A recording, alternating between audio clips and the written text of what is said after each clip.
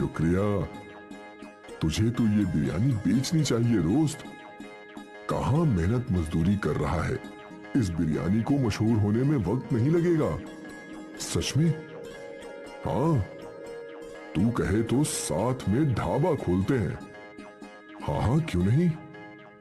जब बरसात थमी, नदी का पानी कम हुआ तो दोनों दोस्त सारे बांस लेकर अपने गांव आ गए। पर आज उन्होंने बांस बेचे नहीं। अगले दिन आसिफ और सुनील ने गांव के नुक्कड़ पर अपनी दुकान लगाई। गांव वाले अचंभे में थे कि आखिर ये लोग बांस में क्या बेच रहे थे। अरे बेटा, ये क्या है? ये बम्बू बिरयानी है काका, पनीर की। बम्बू बिरयानी? जरा हमको भी खिलाओ। गांव के लोगों ने पहली बार बाम्बू बिरयानी चखी। अरे वाह, क्या कमाल स्वाद है आसिफ भाई। ऐसी बिरयानी जिंदगी में नहीं खाई।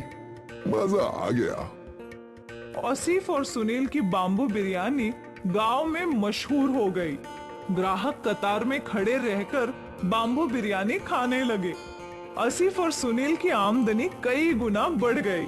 और फिर क्या था, सुनील और आसिफ ने मजदूरी छोड़कर बाम्बू बिरयानी बेचना शुरू कर दिया। वो लोग दिन दुगनी और रात चौगनी तरक्की करने लगे।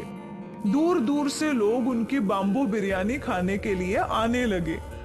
और देखते ही देखते उनका गांव में बहुत बड़ा होटल बन गया और दोनों अमीर भी बन गए। सोचा नहीं था कि कभी ये सब भी होगा। मैंने भी बिल्कुल नहीं सोचा था दोस्त। उस दिन वो बारिश हमारी किस्मत बदलने के लिए आई थी। हाँ, ना उस दिन बारिश आती और ना हम फंसते और ना ही हम कभी बम्बू बिरयानी बनाते। दोस्त, ये सब पहले से लिखा हुआ था। विधाता पहले से ही सबकी किस्मत लिख देता है। हम तो बस मोहरे हैं जो उसकी राह पर चलते हैं। बिल्कुल। बाम्बू बिरयानी ने आसिफ और सुनील की किस्मत बदल दी और उन दोनों को जिंदगी की बहुत बड़ी बात समझ आई। परेशानियों से ही नए रास्ते मिलते हैं और न जाने कब किस्मत कौन सा मोड़ ले ले। अब्दुल मियाँ की मौत के बाद उनके तीनों बच्चे अनाथ हो गए। अब उनके सर पर बाप का साया नहीं था। अब क्या होगा, कैसे हमारा घर चलेगा? दो जवान बेटियों की शादी भी करनी है। या अल्लाह, कुछ तो रहम कर। अम्मी, अब हमें ही बाहर जाकर काम करना होगा। पर तू क्या काम कर सकती है? मुझे तो बस एक ही काम अच्छे से आता है, खाना बनाना। क्यों ना हम एक बिरयानी सेंटर खोलें? पर उसमें तो बहुत पैसे लगेंगे आपा। पैसों की चिंता मत करो, मेरे ये गहने कब काम आएंगे। और एक बार सब कुछ ठीक हो जाए तो तुम लोग इसे मिलकर छुड़ा लेना। पर अम्मी, अब्बा ने ये आपके लिए खरीदे थे। बेटा, मेरी पहली जिम्मेदारी तुम सब हो। गहनों का क्या है, वो तो वापस भी बन जाएंगे। ठीक है। शिफा ने अपनी अम्मी के गहने ले लिए और उन्हें गिरवी रखकर उसे 20,000 रुपए मिले। उन पैसों से उन लोगों ने छोटा सा ठेला खरीद लिया और तीनों भाई बहन मिलकर उस ठेले पर काम करने लगे।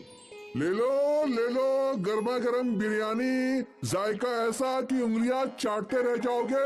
ले लो गरम गरम बिरयानी।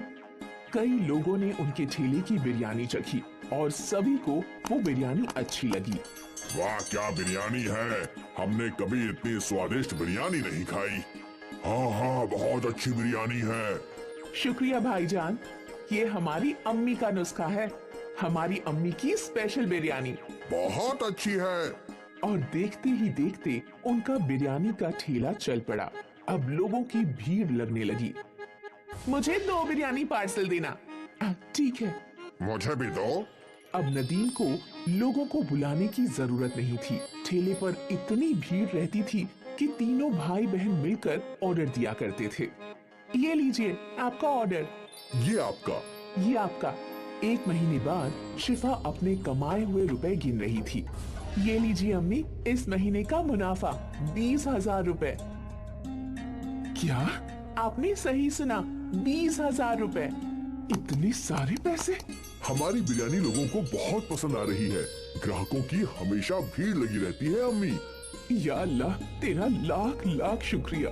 तूने मेरे बच्चों को कामयाबी अता फरमाई। शुक्रिया। अम्मी, अगले महीने ही आपके गहने छुड़वा लेंगे हम, इंशाल्लाह।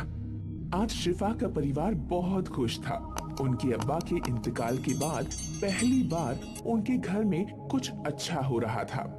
तीनों भाई बहन ने अपनी मेहनत जारी रखी